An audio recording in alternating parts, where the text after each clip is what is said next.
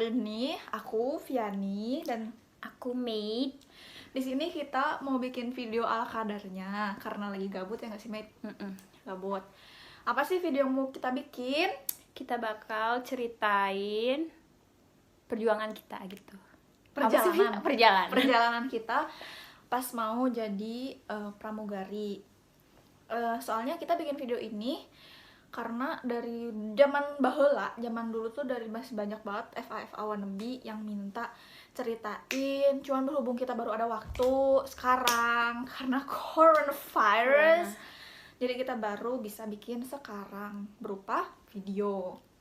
So, sebelum kita mulai, mohon maaf background belakangnya nggak bagus ala kadarnya, jadi stay tune. Sebelum memulai video ini, saya pribadi mau minta maaf karena muka lagi jerawatan. Tetap cantik.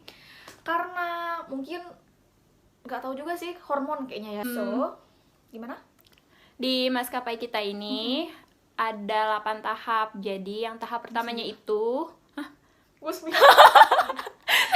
pertamanya itu tes tinggi dan berat badan. Gimana Vi? Tinggi dan berat badannya? Jadi tes tinggi berat badan ini tuh kita benar-benar seleksi yang paling ketat menurutku ya, karena kayak deg-degan karena itu kurang 0,5 ons atau lebih 0,5 ons itu pun tidak bisa. Sedih, langsung kayak udah kamu nggak bisa lolos gitu. Di maskapai ini itu ada BMI-nya, standar BMI-nya gitu. Mereka punya data dari misalnya tinggi berapa, berat berapa. Dulu Maid daftar tinggi berapa, berat berapa? Aku tingginya 163. Padahal kalau ukur di lain itu 165, nggak tahu kenapa. Beratnya? Beratnya under banget, 49,5 guys. Kalau aku waktu itu daftar, sebenarnya real tinggi aku itu 168. Cuman gak tau kenapa pas daftar kemarin itu tinggiku cuman 165 pas pertama yang tes berat badan. Dan berat berkurang sendiri itu. 49,5 kilo. Sama kita. Tapi alhamdulillah lolos. Nah, setelah itu tahap apa lagi? Kita masuk ke tahap yang kedua, yaitu tes performance. Di performance itu ngapain aja sih? Nah, di performance itu kita beda-beda. Nunggu giliran buat dipanggil terus masuk ke bilik gitu guys. Nah, di bilik itu ada usernya. Nanti mereka bakal nyuruh kita apa aja Vi? Iya, user itu tuh kayak pewawancaranya ya, yang penilainya. Itu user tuh nanyanya kayak tergantung ya, beda-beda nggak sih? Ada waktu yang itu, perkenalan, background pendidikan, background keluarga, apa ngomongin nanti budaya lah, apalah itu banyak. Itu juga kadang user itu juga mintanya kita ngomong pakai bahasa Inggris biasanya. Kebetulan juga waktu Viani pun introduce pakai bahasa Inggris. Mintanya pakai bahasa Inggris. Waktu itu kamu bahasa Inggris juga? Iya. Nah, bahasa Inggris berarti. Mending kalau mau kalian mau prepare tuh prepare lah dari jauh-jauh hari gitu, kalau apa yang mau dibicarakan biar nanti lebih siap lagi. Terus apa aja sih selain diwawancara sama user kalau lagi performance? Dicek lah keseimbangan badan. Lu dicek nggak? Kayak disuruh ngangkat kaki satu. Disuruh ngangkat kaki satu lah. Dicek bekas luka. Dicek muka, apa lagi sih? Nih kanan kiri guys. Kaki. Ini nggak simetris gak ya ampun. Oh iya, disuruh senyum ya. Disuruh senyum, bener. Cara senyum. Iya, disuruh senyum. Yang tulus mana yang disuruh senyum, disuruh nyengir kelihatan gigi ya kan. Terus apa cara lagi jalan. Oh iya, cara jalan juga. Kita nggak tahu sih, itu mereka punya standarnya masing-masing. Jadi kita nggak bisa apa sih kak patokannya yang bisa bikin kita lolos, kita juga nggak tahu. Cuman do your best aja. Dan kebetulan alhamdulillah kita sebenarnya tahap ini adalah tahap yang paling menakutkan juga. Parah, karena saingannya bener-bener banyak. Cakep-cakep semua. Jadi kalian tuh sebenarnya jangan takut duluan deh sebelum mencoba. Jangan dengar-dengar kata orang kayak kamu tuh terlalu kurus. Nggak usah didengar. Kamu tuh terlalu gendut. Kamu cuma itu bikin banyak jatuh aja. Kamu itu banyak luka aja, jangan didengar. Itu mereka tuh sih. Sirik. Iya.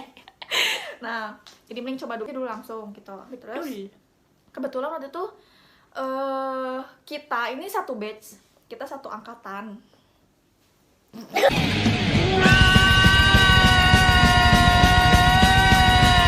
Gimik loh. Nah, kita satu seangkatan. Nah, tapi dia yang duluan daftar daripada aku. Tapi kita dipertemukan di batch yang sama. Tapi sama sih, pesertanya juga sekitar 200-an. Pokoknya pas hari itu, maaf, ada suara lain. Ada 200-an juga, 200. cuman Yang kalau lolos. Via kan yang lolos langsung kelihatan tuh 17 orangan. Kalau aku nggak, masih kayak berlanjut, masih ada banyak, terus besoknya soalnya psikotesnya.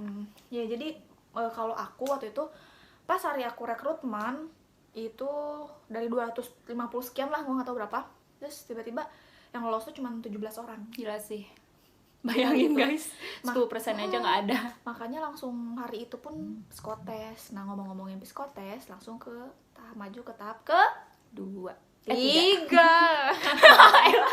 guys, Oke. Tiga itu apa, Matt? Boleh dijelaskan? Tahap 3 itu kita disuruh datang ke GOC untuk Berarti kita psikotes. beda dong. Oh iya. Gue di auditorium. Oke. Iya, Oke. salah, Beda berarti nih, beda salah. nih. Salah. Nggak salah, berarti beda pengalamannya. Yuk, ceritain dulu pengalaman dari Maid. Kalau Maid itu besokannya guys, jadi kayak dikasih tahu alamat GOC di mana, terus ya udah dibilangin besok itu psikotes. Ya udah ke GOC Garuda Operation Center, itu di area perkantoran bandara. Di sana kita ya kayak gimana, Vi? Kayak gimana? Kalau Via di auditorium ya. Beda, ayo ceritain dulu deh yang kamu. Kalau psikotes mah gimana ya? Cuma sebentar sih waktunya, jadi kayak cuman dari jam 8 pagi sampai jam 1 siang. Abis itu udah pulang. Berapa peserta tuh waktu itu? Berapa ya? Yang di kelas 20-an deh, kalau nggak salah 25 apa. Nggak terlalu banyak. Berarti kita beda, guys. Jadi waktu aku kan kalau Maid itu hari besoknya. Kalau aku tuh langsung pas begitu dinyatakan lolos performance, hari itu langsung juga langsung melakukan psikotes di auditorium di daerah-daerah masih Lebih di situ. capek ya. Capek Di banget. hari itu juga. Karena nggak ada persiapan kan. Sedangkan Iya. psikotes itu kita harus siap fisik, kita nggak boleh lapar. Materinya apa ya kan? Kita harus banyak konsentrasi segala macam gitu. Nah, terus akhirnya mau nggak mau harus siap. Ya, waktu itu selesai tes performance itu sekitar jam 11 siang. Cepet ya? Nah, terus tiba-tiba dikasih info lah kalau psikotes itu harus dimulai jam 1. Ya mau nggak mau aku harus makan dulu kan biar ada isi energi guys. Harus makan segala macam. Nah, terus akhirnya setelah jam setengah 1 nyampe lagi di lokasi, ternyata diundur dong. Psikotes Sakit. diundur jadi jam 3 sore. Makin sore ya? Makin sore terus Udah akhirnya capek juga pasti. ya udah mau gimana lagi, tapi di situ kan jadi kayak ada tahap buat konsen, kira-kira apa ya ditanyanya, gue harus jawab apa ya gitu. Setelah tes psikotes kita mengerjakan tes bahasa Inggris benar-benar. guys, bahasa Inggris. Nah, di sini tuh bahasa Inggrisnya lebih ke grammar ya nggak sih? Ada beberapa soal Tenang aja. tenang lah, cuman ya itu disatuin sih. Jadi setelah psikotes langsung tes bahasa Inggris. Udah akhirnya tuh selesai sekitar jam 5 sore. Ya udah deh, kita nungguin hasil itu sekitar seminggu, 7 hari. Iya, nunggunya sih yang lama. Nanti kita di email tuh hasilnya, kita lolos apa enggak. Tuh. Nah, alhamdulillah setelah seminggu gue dapet email dan dinyatakan lulus dan Maida juga, yeay. Terus Kira aku langsung kita setelah nunggu email itu langsung lanjut ke tahap keempat. yes. Kok keempat kan bahasa Inggris. Kelima guys. Oh iya, 5. Itu 5 dan 6 deh disatuin. Lupa lagi. Karena wawancara kompetensi dan background check. Jelasin Kak, waktu itu Kakak di mana Kak background checknya? Aku di GOC Kak. Sama. Di GOC. Cuman kita jadi bawa data-data kita, data pribadi. Terus dikasihin ke usernya, ke wawancaranya. Terus nanti dia juga kayak bakal telepon orang tua kita gitu. Nanti ditanya apakah Bapak siap nanti anaknya untuk ditempatkan di mana aja kayak Orang tua lu ditelepon juga? Kalau di ini pas rekrutmen itu cuma gue doang ditelepon anjir. Oh iya, Sumpah. entah sih apa aku doang apa ada orang lain juga yang ditanya. Nggak sih, cuma Berarti aku doang. sama ya? Kita sama. Nah, terus gimana? Terus kayak nggak boleh bohong gitu sih jawabnya. Jadi Kayak tes kejujuran ya nggak sih? iya benar-benar. Terus apalagi ya? Ada di tes itu juga ada tentang kewarganegaraan, tentang agama ya, cuma sedikit-sedikit doang sih. Apalagi ya? Kayak tentang narkoba lah gitu-gitu deh. Yang jelas tentang pengetahuan umum. So di sini kalian nggak harus kayak deg-degan. Lu santai aja, Bisa. kayak jangan terburu-buru juga, jangan banyak gimmick juga terutama itu. Iya, nggak usah sok paling bagus yes, gitu. nggak usah ngerasa sok Apa paling adanya. pintar. Sombong amat. Ayo udah jawab itu aja, sepengetahuan kamu aja gitu, jangan kayak dibuat-buat, karena mereka bisa nilai mana yang iya beneran, mana yang bukan tulus, kayak apa ya, mana yang benar-benar berpotensi sama yang enggak. Nah gitu lah. Kalau yang udah pernah bekerja bakal ditanya, kalau kira-kira kamu kerja tim, kamu tuh nggak suka sama orang yang tipe gimana sih gitu. Dia bakal nanya kayak gitu. Pokoknya semua seluk-beluk ditanya. Sampai bikin kalian nangis, kadang terharu ya kan, Viani? Sebenarnya kalau bikin nangis tuh karena mereka menanyakan hal kayak orang tua sih, Menyangkut orang sedangkan tua aku lah. tuh emang benar-benar sensitif banget kalau udah ngomongin orang tua, because I love my parents so much, guys.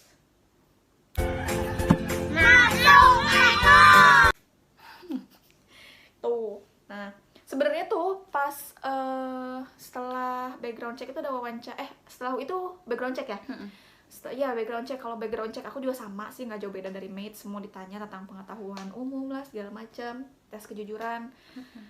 Ya seperti itulah gitu kan. Cuman kadang juga pertanyaan mereka juga nggak bisa ditebak, makanya kita juga tidak bisa ngasih informasi yang berpatokan kayak lu tuh harus gini loh, lu tuh harus gini loh, nggak. Karena mereka nanyanya bener-bener random, apapun yang ada di pikiran mereka tuh langsung diceplosin gitu, langsung ditanyain ke kalian. Jadi kalian emang harus belajar, kalau enggak kalian cari cara lah gimana supaya kalian tuh bisa memahamin diri kalian atau membaca situasi gitu, kalau orangnya bakal nanya apa, terus siapin jawabannya apa. Selanjutnya ada wawancara kompetensi. Kalau aku waktu wawancara kompetensi itu ditanyain biasanya kelebihan kamu apa sih? Oh iya, termasuk yang kayak itu sih, yang tadi kerja tim atau enggak. Wawancara kompetensi itu kayak kelebihan kamu apa, terus bisa di show up nggak ke kita, kayak gitu. Ngebuktiin kalau lu tuh nggak omong doang gitu. Apa yang ditulis di CV, kurikulum vitae itu nggak sekedar kayak bohongan, tapi lu harus buktiin lo tuh bener nggak bisa gitu. Lagi-lagi tes kejujuran ya nggak sih? Iya. Intinya tuh lo harus jujur aja. Jujur. Apa adanya. Yes. Just the way you usah are. gimmick. Dah tuh, alhamdulillah. Nunggu lagi ya itu. Nunggu lagi. Ntar, gue lupa. Waktu itu yang lolos ke babak background check sama wawancara kompetensi ini kebetulan di angkatan aku, bukan di angkatan sih, kayak di gilirannya Via. Di gilirannya aku, cuman yang lolos tuh cuman 7 orang. Iya sih. Dari 17 tuh sisa 7. Lu berapa? 13 dari 25 tadi ya, sekitar setengahnya. Gue berarti nggak nyampe setengahnya sih, lebih kurang 13-an sih ya, gitulah pokoknya, dikit lah jadinya ya, intinya jadi dikit. Jadi makin di situ kayak makin dikit. Terus selanjutnya kita nunggu lagi tuh jawaban sekitar seminggu lagi, bisa seminggu bisa lebih sih, tergantung juga. Lama guys nunggu email cinta itu. Lama. Terus nanti pasti giliran di email deg-degan, terima atau enggak gitu kan. Nah terus abis itu pantuhir. Nah ini tahap paling menyenangkan guys. Ini tapi bikin deg-degan juga. Ini sangat menyenangkan menurutku, karena di sini tuh kita pantuhir, kita mencoba untuk memakai seragam kebanggaan itu. Proud. Di sini juga kita tuh di tahap wawancara, tapi sama bagian direksi. Ada 5 direksi. Yes, ada 5 direksi. Beda ruang gitu sih. Jadi tuh ini ruangan khusus peserta, di sini ruangan khusus direksi. Jadi nanti kita bakal dipanggil 10 orang masuk ke ruangan itu, berdiri lama. Abis itu kita kumpul di situ, dibagilah kelompok. Ini sama siapa aja, ini sama siapa aja. Jadi nggak tergantung kita. 9 orang waktu itu. Terus 9 orang dibagi kelompok jadi golongan 1, 2, 3, 4, 5. Iya benar kayak gitu. Terus nanti masuk deh ke ruangan direksi. Jadi mereka 5 di satu meja gitu guys. Mereka berlima. Di situ kita berdiri di depan mereka, yang notabene tuh nggak cuma 5 menit, 10 menit. Kita berdiri di situ guys. Kita di situ bisa sampai sejam atau 2 jam. Karena dalam 9 orang di situ kita ditanya satu-satu sama 5 orang direksi. Dan prepare yourself, karena kenapa? Semua direksi minta pertanyaan dijawab dengan bahasa Inggris. Dan itu pertanyaannya aneh-aneh sih, Aneh. suka-suka mereka Iya, aja mau kasih kita juga pertanyaan apa. kita juga nggak bisa kayak ngasih kayaknya gini loh tips pertanyaannya tuh seperti Iya. ini, karena nggak bisa, mereka tuh yang nanyanya apapun yang ada di pikiran mereka langsung dilontarkan. Betul. Bahkan pertanyaan kayak coba dong explain, Kayak masak ya? iya dia bilang kayak explain to us katanya kan how to make fried chicken, tapi pakai bahasa Inggris. Itu kan kayak nggak ada hubungannya ya Di jadi luar. pramugari sama bikin ayam. Itu pokoknya suka-suka mereka aja lah, entah mereka mau tes bahasa Inggris kita lah atau gimana. Dan terus di kamu ada nggak yang di CV-nya tuh kayak menuliskan bahasa lain gitu, bisa selain bahasa Inggris? Nggak ada kejadian juga sih. Oh, kalau di aku ada. Jadi disuruh kan ada tuh beberapa yang nulis di CV-nya bisa bahasa Jerman, bahasa Arab, Mandarin segala macam. Kebetulan itu temen gue ada sih ke bahasa Mandarin sama bahasa Arab. Bisa. Arab dia bisa. Nah, waktu itu gue cuma nulis bahasa Arab gue bisa. Cuman di situ tulisnya pasif kan. Jadi kayak cuman karena bekas belajar dulu pas SMP. Cuman bahasa Jerman ada. Terus udah. Keren. Terus akhirnya guys, di tengah-tengah lagi diwawancara tuh pengalaman gue ya, dibilang judes. Muka gue jahat katanya. Ya ampun. Kurang aja emang kita mah. Ada aja. Terus akhirnya kan jadi takutnya gugur gitu kan, udah di tahap itu. Terus karena muka aku judes, galak tuh kayak takut jadi ini nggak cocok di pramugari. Iya, jangan judes makanya banyakin senyum. Iya, tapi gimana padahal tuh gue udah berusaha gitu loh. Padahal gue tuh udah kayak muka gue tuh udah berusaha senyum. Jadi gue terus nyengir kuda. Aduh. Itu jadi banyakin senyum. Tips banyakin senyum. Terus Made gimana tuh pengalamannya, disuruh ngapain? Enggak sih, cuman perkenalan. Terus ya paling menyenangkannya sih kita ini ya, diajarin cara make up pramugari, terus croissant. Iya sih, secara singkat ya. Iya. Itu karena kita benar-benar kayak look like flight attendant. Kita pakai seragamnya langsung, kita di croissant atau nggak tahu croissant tuh kayak sanggul. Terus kita dipakein make up yang benar-benar match sama si seragamnya. Itu kayak bener pengalaman. Senang banget sih. Ya, itu sih banyak tahap yang banyak gugur juga ya nggak sih? Iya. Karena berdirinya lama guys, jadi kayak aku kan kayak cemen gitu ya, berdiri lama macem PBB guys. Iya kayak PBB soalnya lama. Dan tangan terus di samping. Iya. Tangan di samping, senyum. Ada tuh yang kayak nggak kuat berdiri, akhirnya mereka mundur untuk duduk kayak gitu. Jangan salah, sampai ada yang pingsan juga tahu ya nggak sih? Sampai yang pingsan karena mereka nggak kuat berdiri. Jangan lupa sarapan kalau mau. Tuh. Kalau yang kebagian siang, mending makan siang dulu deh, nggak usah pentingin belajar tuh. Kalau kalian kelaparan juga nggak akan konsentrasi, percuma. Harus dipikir kuat bisa kayak gitu. Sugestikan diri kalian tuh kuat untuk berdiri lama. Betul. Kita nggak nakut-nakutin ya guys, ini sebuah tips karena itu adalah yang kita alamin. Iya. Oh ya, satu lagi. Sebenarnya ini juga kayak rezeki-rezekian sih ya nggak sih? Benar. Karena ada juga beberapa orang yang udah experience banget jadi pramugari, yang udah sampai 7 tahun, 8 tahun jadi pramugari, tapi pas daftar ke sini ternyata nggak juga tuh gitu. Gitu. Langsung ke tahap medical examination. Terakhir guys. Paling Nah, bikin deg-degan juga sih sebenarnya. Ternyata guys, tahu nggak sih, ternyata pas Medex itu gue bareng sama dia. Tapi ketemu tapi belum kenalan. Nggak kenal aku sama dia, sumpah. Sombong amat. Nah terus apa aja sih kak yang dicek? Mohon maaf, tolong dijelaskan. Cek darah, terus cek gigi, mata, telinga, terus tes fisik, detak jantung, banyak deh. Paru-paru, penyakit dalam tuh semua, paru-paru, tulang, air seni, iya benar. semua pokoknya nggak ada yang terlewatkan, dari ujung pala sampai ujung kaki itu semua diperiksa. Sampai kalau ada yang nanya kak, tulang belakang tuh parah. Tes fisik itu kayak gimana? Kayak lari-lari kah? Push up kah? Enggak. Tes fisik di sini tuh kita kayak dicek gendang telinga yang disinarin gitu nggak sih? Tuh, terus kita kayak cek ambien kah? Iya. Ada yang gugur karena ambien juga loh guys, hati-hati. Kolesterol dicek dari darah itu tadi kan. Terus dicek fisik itu tuh ditanya lagi. Ini disuruh jalan sambil merem nggak? Iya, ya kan? Untuk ngelihat kayak gue nggak tahu sih itu buat apaan sebenarnya. Gak ngerti, buat keseimbangan atau kayaknya apa, gak ngerti itu. Terus kita juga dicek, tanya ini pernah berhubungan seks apa enggak. Iya. Nah itu ditanyain Tuh kan, hati-hati makanya. dicek, ditanya juga merokok atau enggak, ditanya gitu. Sebenarnya tuh nggak jadi pengaruh sih, cuman ya kayak kita nggak tahu juga sih ya, wallahu alam.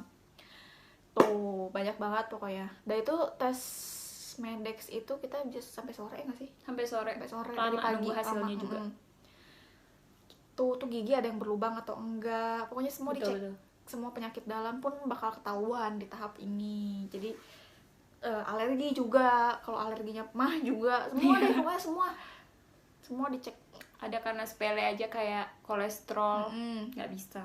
Makanya tuh kalian yang mau jadi pramugari mending Di prepare baik-baik. Jangan makan makanan sembarangan, Dan gorengan dulu guys. Jadi kalau emang kalian emang doyan sih tapi kalian gak punya keluhan apa-apa, is oke. Cuman menurut kita Jangan. sebelum daftar Ya. pause dulu lah, stop. Kayak di prepare dulu tuh, bersihin karang gigi lah. Tuh, dan alhamdulillah setelah itu kita dinyatakan lulus fit, alhamdulillah. Walaupun dia sempat recheck. Iya, aku dicek karena dibilang tulang belakangnya miring guys, ya ampun, sedih nggak? Miring berapa derajat gitu dibilangnya. Karena aku masih optimis aku pasti bisa kayak gitu. Aku tanya ke dokternya, dokter bisa nggak dicek ulang gitu? Oh iya bisa katanya gitu, besok datang lagi aja ke sini. Tapi ya emang ada itu kan, apa salahnya dicoba lagi gitu ya kan. Udah dicoba dan akhirnya lolos. Yeay! Thanks God. Alhamdulillah ya, berarti emang udah rezeki kita. So, disitulah perjalanan kita selama rekrutmen. Dan guys, tadi kita kalau menceritain nih kayak suka dukanya apa sih? Tadi kan kita lebih kayak nyeritain kayak tahapannya gitu, tahapannya. Di sini juga ada suka dukanya. Dan silahkan Mate menceritakan suka dukanya apa selama rekrutmen. Sukanya sangat banyak, dukanya dikit sih. Apa tuh? Yang kayak dukanya paling kayak ya harus berkorban. Kalau Viani mungkin kayak dari Bandung berjuang jam berapapun berangkat, nyampe di Jakarta subuh kayak gitu kan. Itu sih sebenarnya dukanya ya, sebenarnya nggak duka juga sih kalau kitanya enjoy gitu ya kan. Iya sih. Kalau menurut Viani gimana? Waktu itu ada sih kayak bener-bener proses itu aku nikmatin sih. Kayak bener. Enjoy aja udah. Jadi pernah suatu waktu tuh kan dinyatakan lulus ke tahapan tuhir. Terus tiba-tiba ada email kayak aku udah di jalan, kebetulan kan ayahku emang udah nggak kuat untuk bawa kendaraan sendiri, so kita memutuskan untuk pakai travel, dan kalau nggak ada travel kita pakai bis. Iya. Diantar orang tua itu rasanya gimana sih guys ya, kalau lagi kayak sampai gitu? Ayah tuh bener-bener kayak dia dari kerjaannya dia pulang dulu ke Bandung untuk nemenin Bandung Jakarta gitu. Udahlah, anak ayah banget, dia tahu banget kalau aku anak ayah banget. Terus akhirnya di situ kayak terus tiba-tiba udah di tengah jalan tiba-tiba di email kayak revisi gak jadi besok patuhirnya. Patuhirnya dimundurin. Jadinya minggu depan, sedangkan di situ aku udah booking hotel untuk 2 hari. Itulah. Terus udah di tengah Dukanya jalan, itu sih, guys. udah keluar duit banyak banget. Terus ya udah, tapi disyukurin sih, mungkin ini harus kayak gini jalannya. Iya. Itu yang pakai perjuangan. Yes, itu yang pertama. Terus yang kedua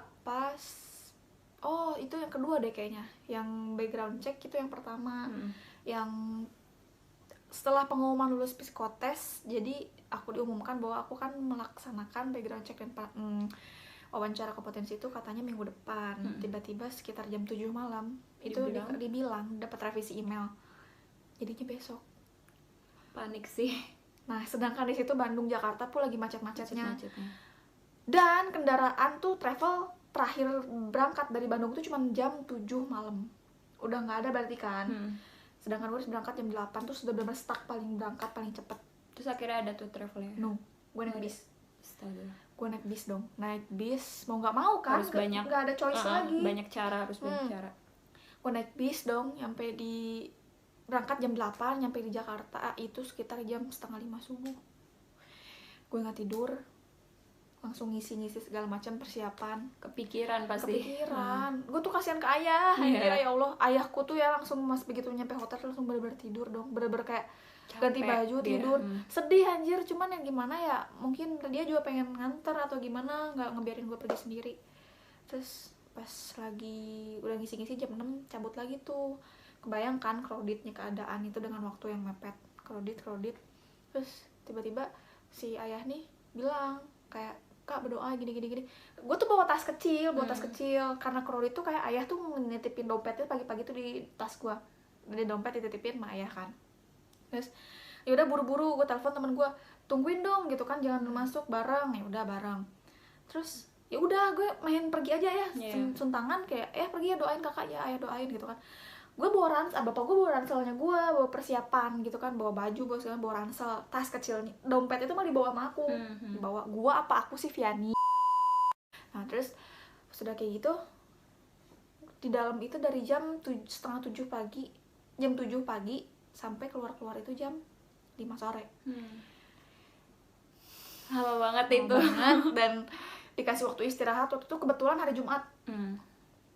Jadi kayak mau istirahat tapi takut jadi giliran selanjutnya, mau ke bawah nyamperin ayah tapi takut dipanggil gitu kan. Jadi serba salah sebenarnya sih di situ. Dan tahu nggak guys, anjir di situ tuh kayak dompet ayahku tuh kebawa sama aku. So ayahku tuh kayak nggak makan, nggak jajan, sedih. Terus kayak ayahku tuh nggak makan. Segitu nggak mau ganggu anaknya. Iya, dia tuh kalau sebenarnya bisa aja telepon aku gitu, cuman kayak ayah nggak mau ganggu, takutnya aku lagi wawancara atau gimana, sedih sih, tapi ya gimana gitu. Mau nyamperin juga tetap lagi takutnya kepanggil atau gimana gitu kan. Pas udah selesai akhirnya gue ke bawah dong, ke bawah ke kantin.